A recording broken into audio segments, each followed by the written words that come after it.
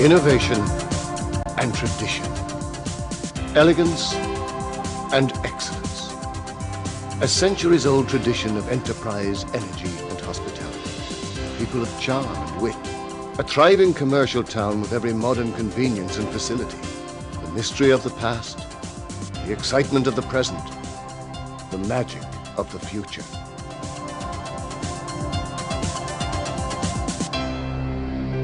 Clonmel, the capital of County Tipperary, the best of all possible worlds.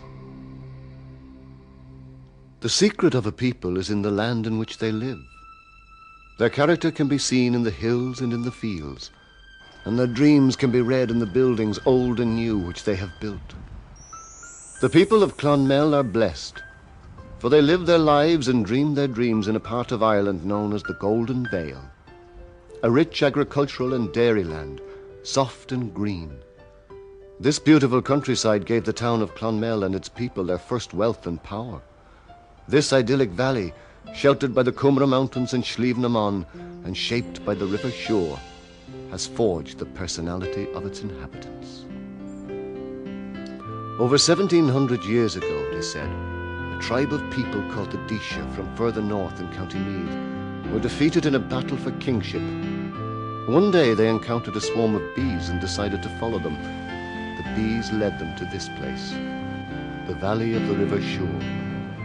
They called the place Clonmel, or in English, the Meadow of Honey. This Clonmel, or Clonmel as we know it today, had everything. But most importantly, it had the broad, majestic River Suir, now one of the finest fly-fishing rivers in the world. The Suir was an essential trading route for the early people of Clonmel and served to increase the wealth and importance of the town through the centuries. Those centuries have seen many people settle in Clonmel. Viking, Norman, English. People with different faiths, different ambitions. But all of them have added to the town's wealth, both commercial and cultural.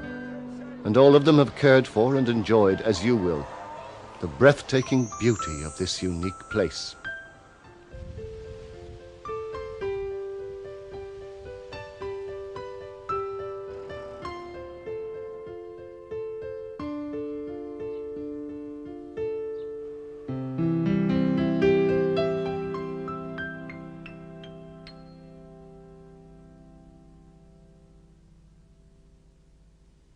Once you arrive in Ireland, you'll be able to make your way to Clonmel in a very short space of time.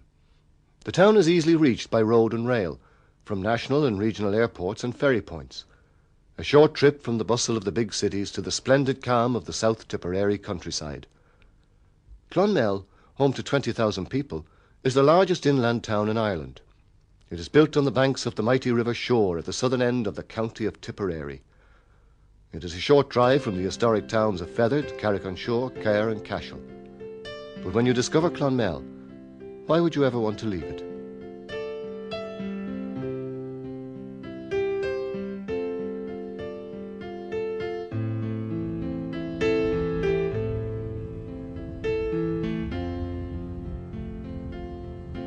The town of Clonmel is a thriving, bustling market town.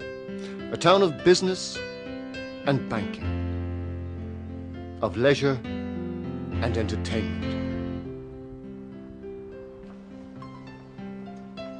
And boasts some of the finest shops, hotels, restaurants and facilities in the entire country.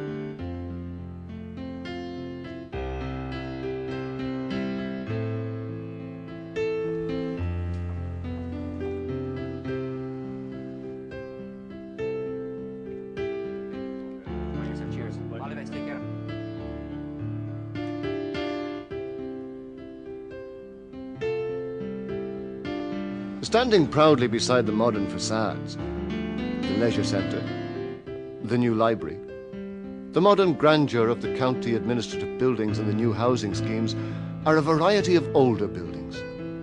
And as you stroll through Clonmel, you can discover for yourself the old stories embedded in the walls of those buildings which have stood the test of time.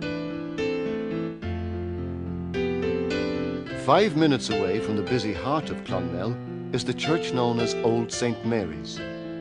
The first church on this site was built in the 13th century and the distinctive octagonal tower was rebuilt in 1805. Much of the present building dates from the 15th century, with its magnificent stained glass windows dating from the early 1500s.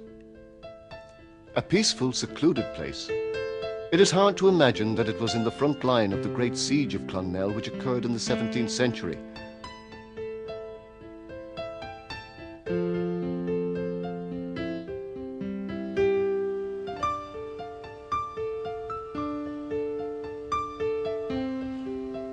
Right beside the church, you'll find the remains of the original walls which withstood that siege. They once surrounded and protected the entire town. In 1650, they held the armies of the English General Cromwell at bay for 21 days. The town eventually surrendered on very favorable terms, but not before the garrison had made good their escape across the shore. These walls, overgrown now, are a quiet reminder of less peaceful times.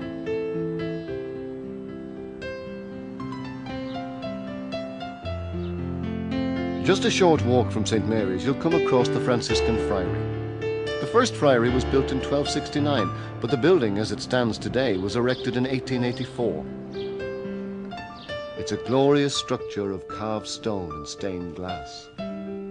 It is also a guardian to past glories.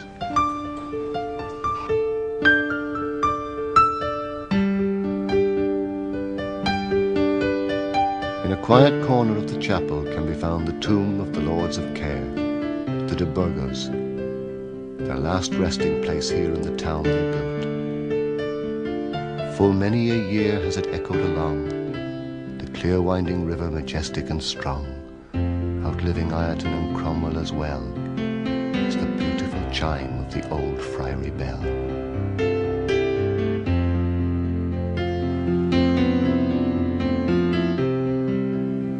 The churches of Clonmel are packed with magnificent decoration and with story. Saints Peter and Paul, which towers over Gladstone Street, is a wonder of colour and devotion.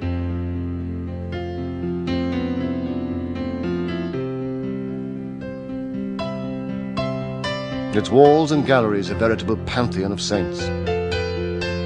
Frank Patterson, the world-famous tenor, spent his childhood years here in the parish of St. Peter and Paul. The location of this magnificent building is almost ironic. For just across the road in 1766, Father Nicholas Sheehy, a champion of his people, was hanged, drawn and quartered for his outspokenness. Peter and Paul stands like a monument to his faith.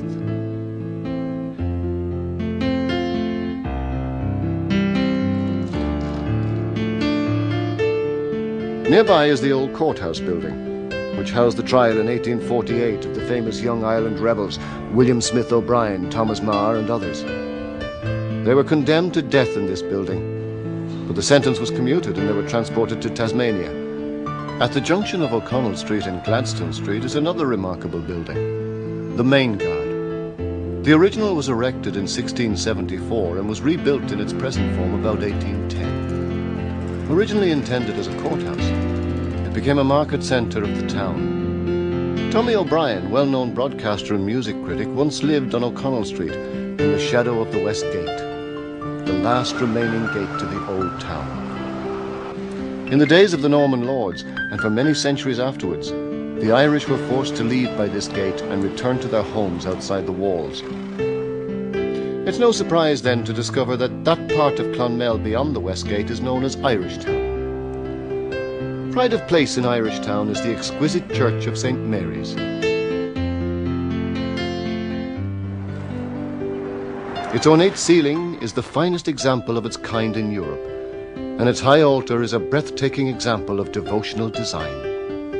Unlike many other parts of Ireland, Clonmel has always responded well to the challenge of changing times. This is due in no small part to the strong influence of the Quakers who settled in the Meadow of Honey in the 18th century. Hard-working and enterprising, they were in many ways the forerunners of Clonmel's remarkable commercial and industrial tradition. They were the ones who built the first mills, which can still be seen by the banks of the river. And they too were responsible for some of the finest architecture in the town. Through their industry, they amassed considerable fortunes for themselves, and their wealth facilitated the construction of many fine buildings.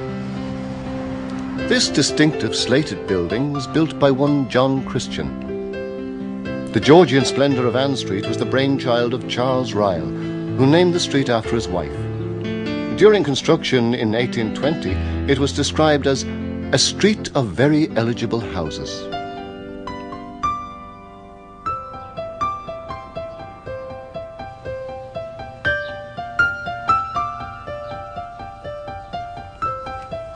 The ever-increasing wealth of the people of Clonmel led to the construction of such magnificent mansions as Malfield House and the old Quaker mansion, which is now the Hotel Manila. Clonmel has attracted many people down through the years, for here people have made their fortunes, surrounded by a beautiful and peaceful countryside.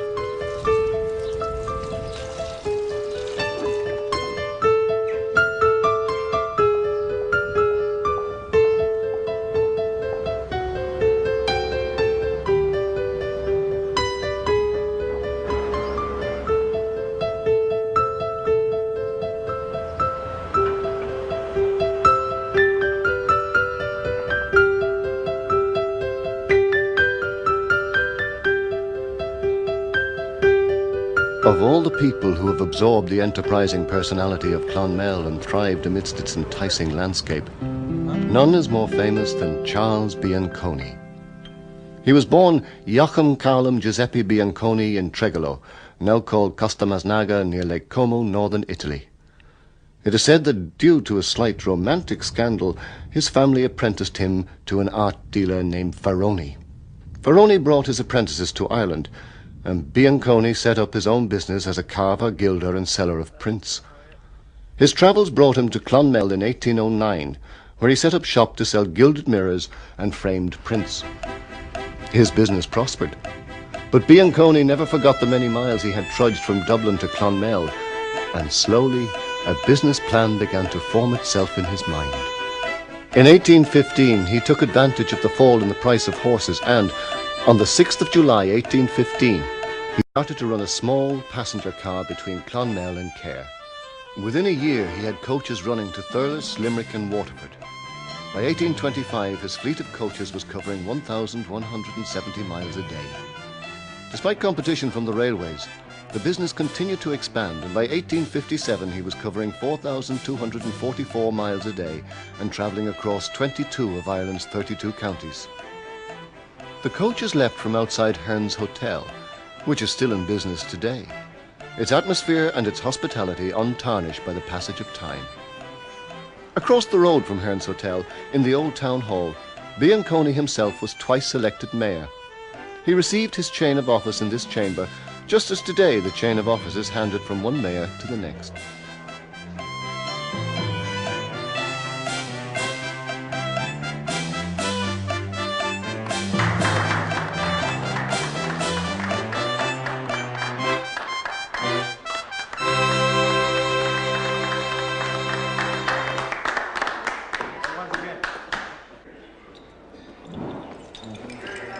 In July 1993, the people of Clonmel decided to make an annual celebration on the day of Bianconi's first coach trip, the same day as the incoming mayor took up his duties. On this day, the streets of Clonmel came alive in a cascade of colour, music, dancing and period costume. Ted Shannon, Ireland's champion farrier, plied his trade for all to see.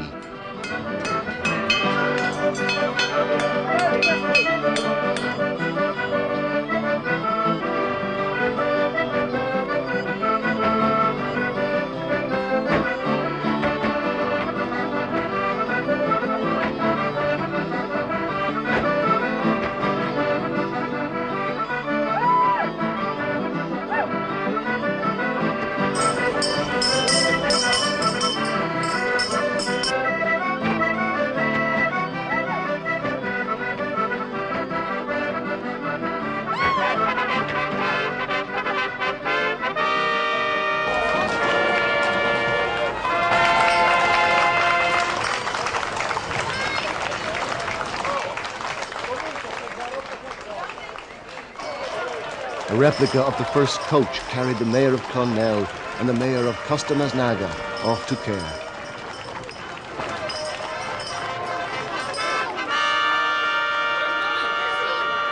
And back again. The modern town of Clonmel has built on the traditions of the enterprise, hospitality, and taste of the previous generations.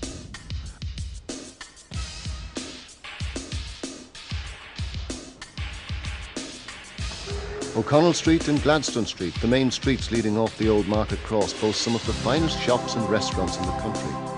No wonder that thousands of people flock here every year just for the shopping. Clonmel is also a major banking centre, as a brief walk along these streets will tell you. As befits the town's importance, the impressive new council buildings are located here, the administrative centre of the South Riding of Tipperary.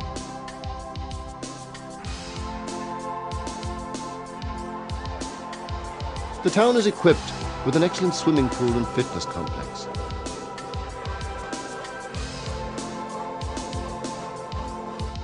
And one of the finest libraries in the country.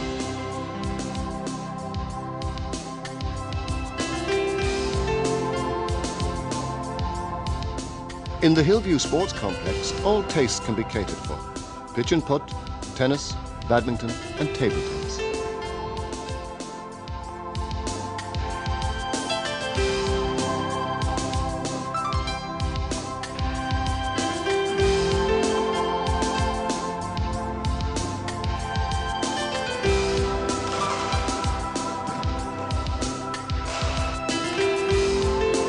For those who wish to partake of the pleasures of the shore, there is rowing with the skilled oarsmen of the century-old Clonmel Rowing Club, or the leisure craft of the workman's boat.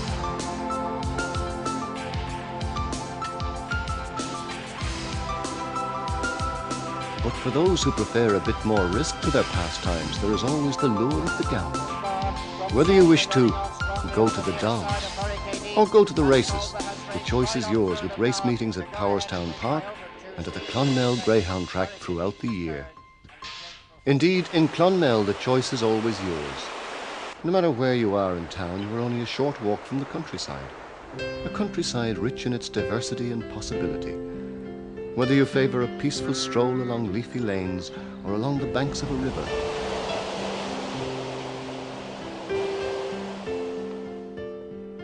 A short canter on horseback through pleasant forest trails.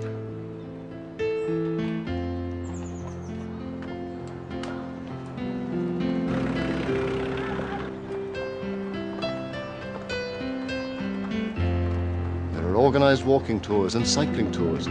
Indeed, cycling champion Sean Kelly from Carrick-on-Shore has covered quite a few practice miles around here. If you favour a more arduous walk, then the mountains of Clonmel are waiting for you.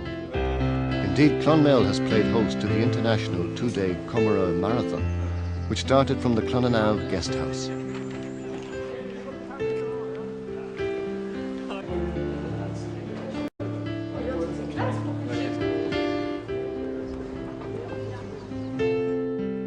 As the sun sets on your day, you may wish to kit yourself out and with the help of young Andrew Ryan from the Nire, discover the best fly fishing locations along the restful and sheltered waterways of the Shore, the Anna and the Tar.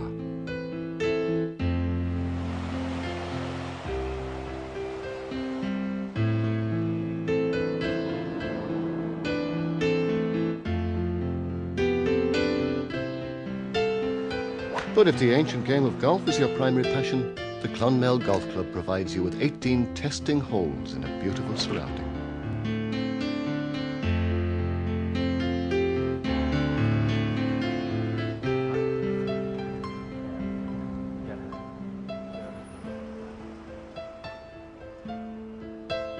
When the business of your day's pleasure is ended, you can relax in the elegant surroundings of the Clonmel Arms Hotel. Whether you care for a drink in the discreet atmosphere of the bar or an excellent meal in the restaurant, the Clonmel Arms can provide it all. For the business guest, the hotel has excellent conference facilities, and for the young at heart, a splendid nightclub. The town also provides a range of bed and breakfasts, town and country home apartments, caravan and camping sites. Clonmel is the ideal place from which to see the rest of the southeast of Ireland. It is home to the Tipperary South Riding County Museum, where you can discover for yourself the history of Clonmel and South Tipperary. From the county's glorious sporting achievements to major historical events, from its social history to ancient artifacts, the museum has it all. And when you have finished your browse in the museum, you can take to the road, secure in the knowledge that everything you want to see is a short drive away. In less than 15 minutes, you can be in Cahir, that old Norman town with its magnificent 15th century Norman castle, built by the powerful Butler family. This splendid monument is steeped in history. It was attacked and taken by the Earl of Essex in 1599, by Lord Inchiquin in 1647, and by Cromwell in 1650. The castle is now a national monument and open to the public. If you delight in ancient monuments, then you must visit Holycross Abbey. This former Cistercian foundation was brought back into use as a parish church in 1975. It attracts thousands of visitors every year, many to marvel at the splendor of its design, and others to be in the presence of the relics of the true cross.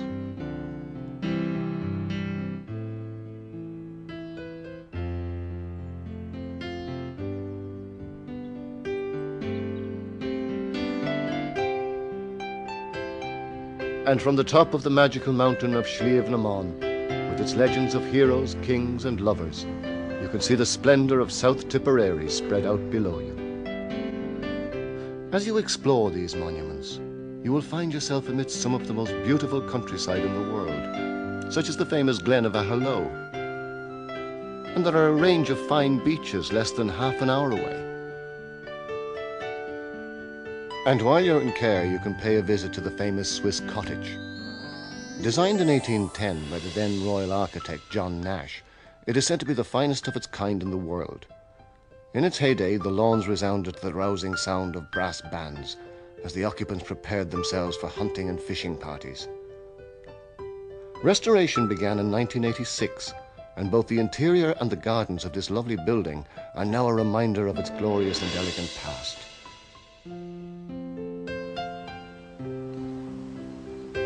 On the return trip to Clonmel itself, you can spend a quiet few hours in the village of Marlfield. For many thousands of visitors, Marlfield Lake and its bird sanctuary have been an essential stop on their travels.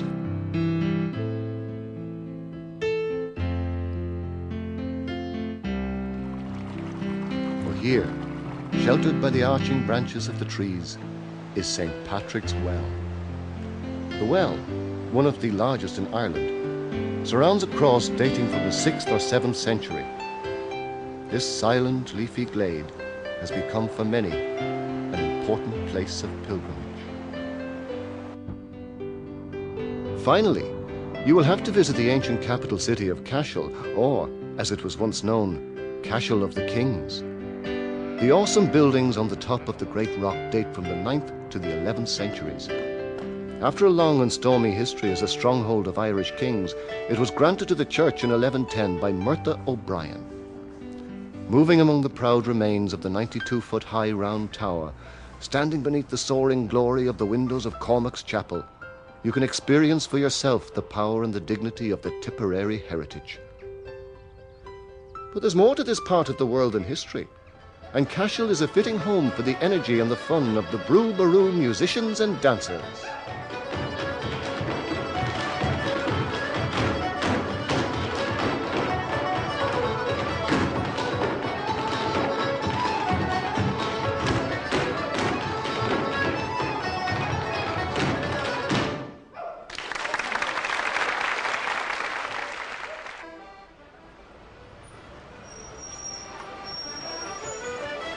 Clonmel has been host to successive Fleadh, but her cultural energy and foresight of the town's administration, and to the skills and adaptability of the people of Clonmel. It is difficult to capture the energy and the complexity of Clonmel.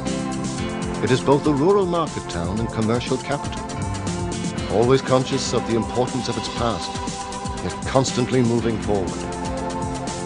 You will see for yourself, as you move among its streets and meet with its people, the richness of the place. And when you sit in one of its many fine pubs at the end of a day of business or pleasure, a drink in your hand, the hum of conversation and music all around you, you will realize that Clonmel can offer you the best of all possible worlds.